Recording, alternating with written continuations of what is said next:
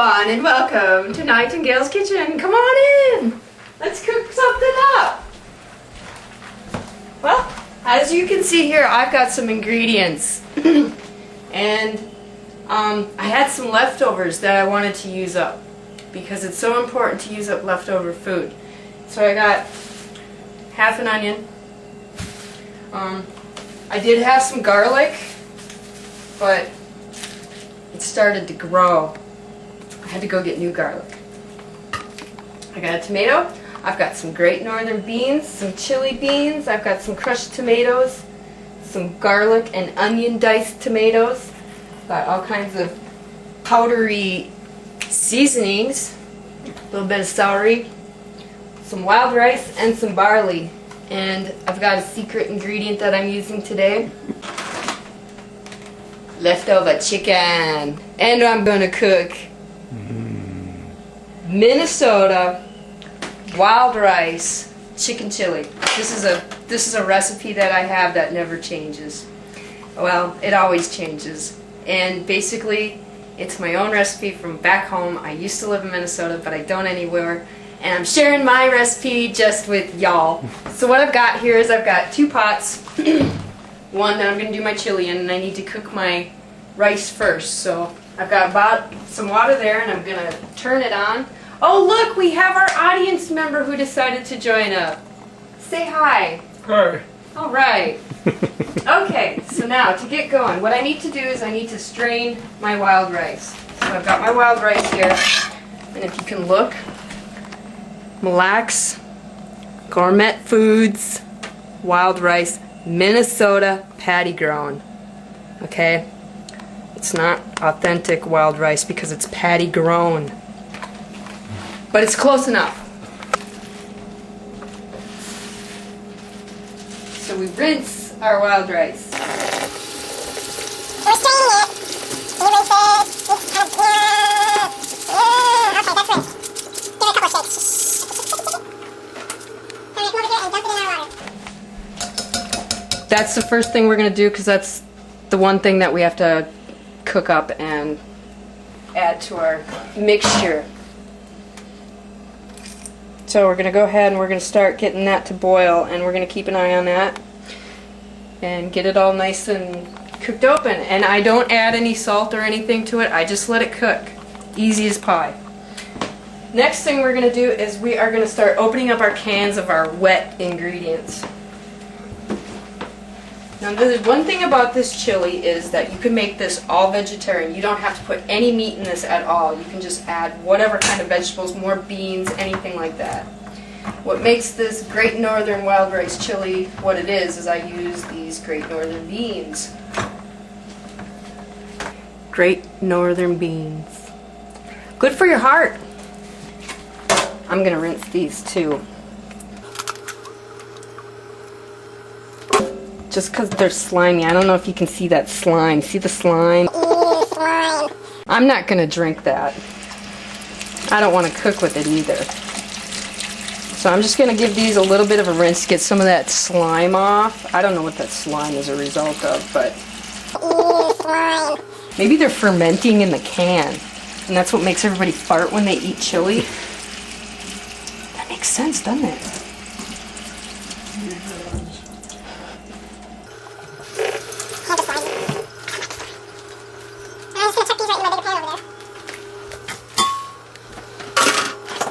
Now for the chili beans.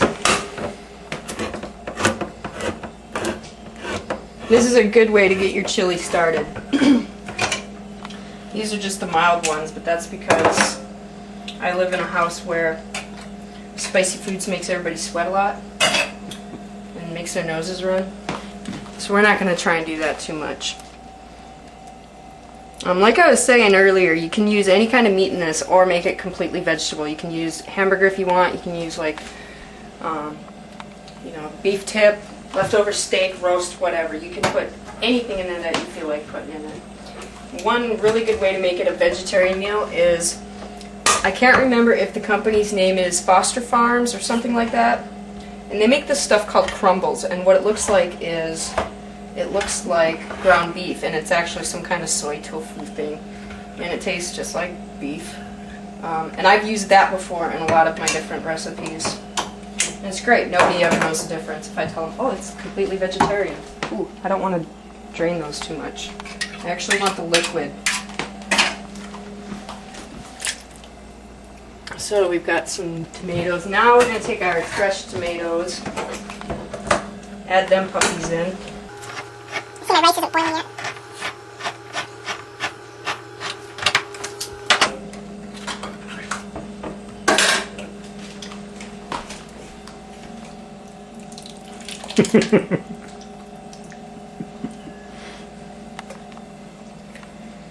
And the other thing I like to do to get the rest of the stuff out of the can is just to take a little bit of water from the sink. Just kind of roll it around in there. Give it a couple of good whooshy. And just pour that stuff right in there, gives it a little bit more liquid. Now we gotta add some of our dry seasonings. Alright, first now that I've got all my wet stuff in there, I'm gonna go ahead and turn the heat on for that, but I'm not gonna turn it up very high. I'm only gonna put it on like a kind of a medium simmer. Now I'm just gonna go ahead and shake it. I'm putting in some pepper. And I never measure, I just shake. Until it looks like I have enough that I think is gonna be needed. And I've got some seasoning salt here, some of that, you know that kind. I'm just gonna sprinkle some of that in there. Sprinkle. Ground cumin. Every chili fanatic needs to use ground cumin. I swear to God. Oh, it's smelling like chili now, baby! Alright, and then I got some of this Mexican style chili powder. I've never tried it, so I'm gonna try it today. That looks good. And I also got some of this ground cayenne red pepper. We'll try that out today too.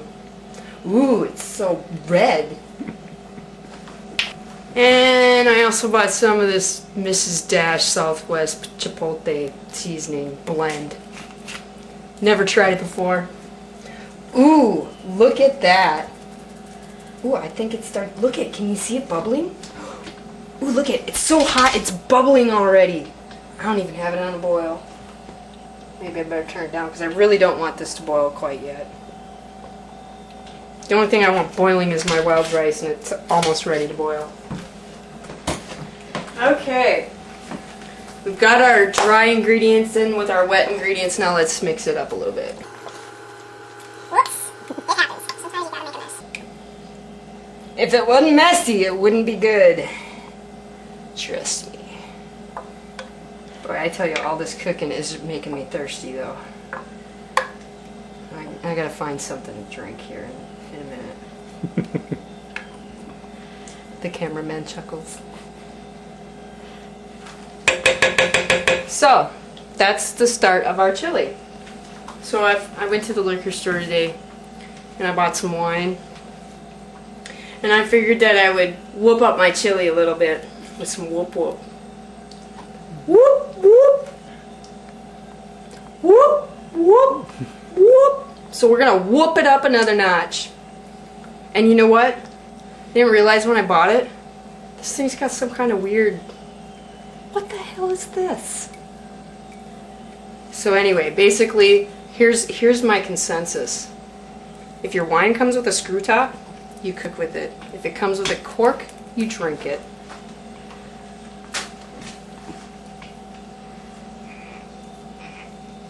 Alright, what's going on here? Did you hear that? It sounded like a cork though. It's a mix. Let's do that again. That's cool. Right on. Ooh, the whoop whoop smells good. Let's put some in. My cameraman's fumbling, so here I put some in, now I'm putting more in.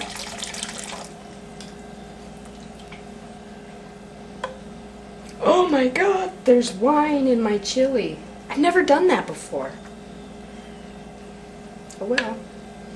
Cool, my wild rice here is finally starting to boil. Just what we want. Alright, I need to get a glass.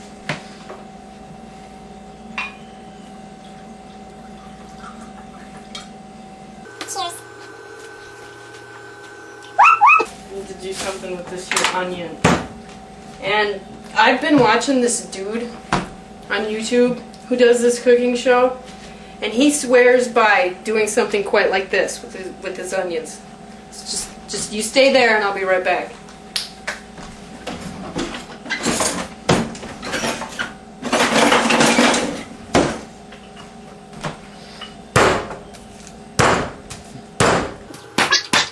Ooh, look at that! I whacked it in half. So anyway, you gotta get rid of some of this outside stuff. I mean, that's just oh man, what the hell is that?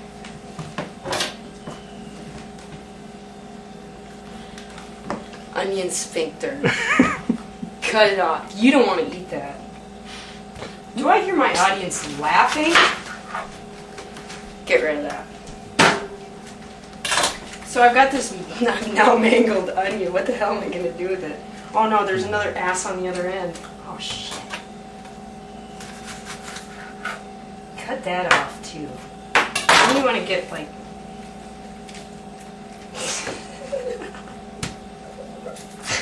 Okay, alright.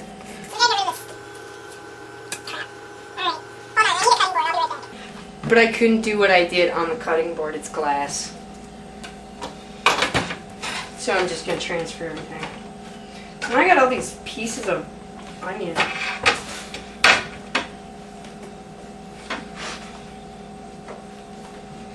Look, there's still some of that sphincter.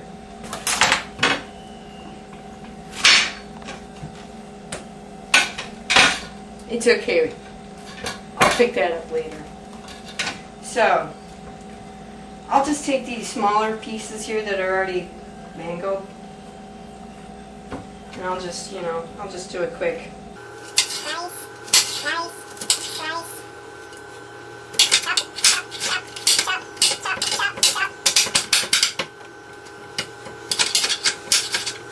So, I'm not good at this. I usually don't whack my onion first and make it all hard to cut. I don't know if that's a good technique.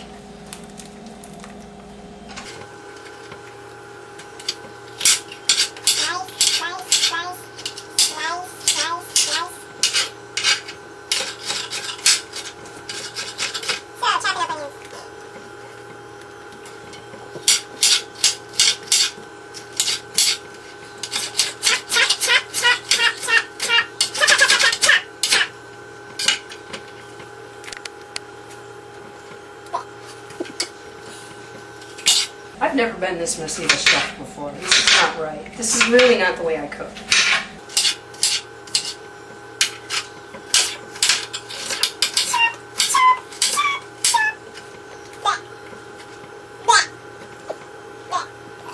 Last bit of onion. We can kind of do this properly.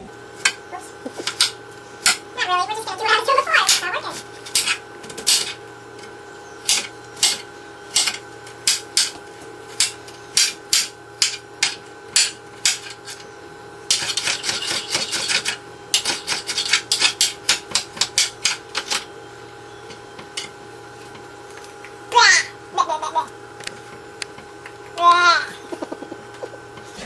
Alright, so we got our onions in. I'm a little bit lazy, so I go ahead and I buy the celery that's already kind of cleaned up and everything. And I'm only going to use a couple of these. Because you don't want to have a lot of celery in your chili.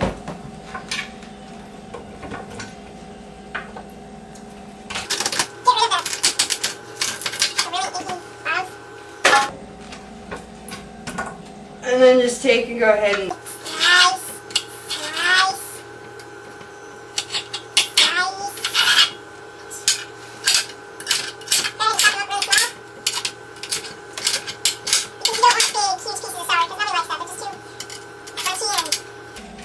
well, not very fun to eat when they're big.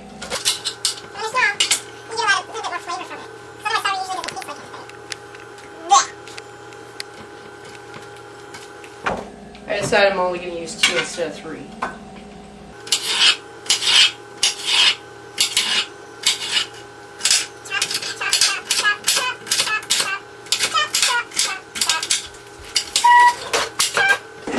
My cameraman is also helping me cook and get my things that I need. Remind me to fire him next time. Okay. So now we've got some of our vegetables in here. The other thing you can add in here, which is really good, are roasted red peppers or jalapeno peppers. I mean, there's just no end to what you can put in chili. I mean, chili is like the best thing on the planet. I'm thirsty. I can smell that wine in there. Oh, can you smell it? I wish there was smell-o-vision.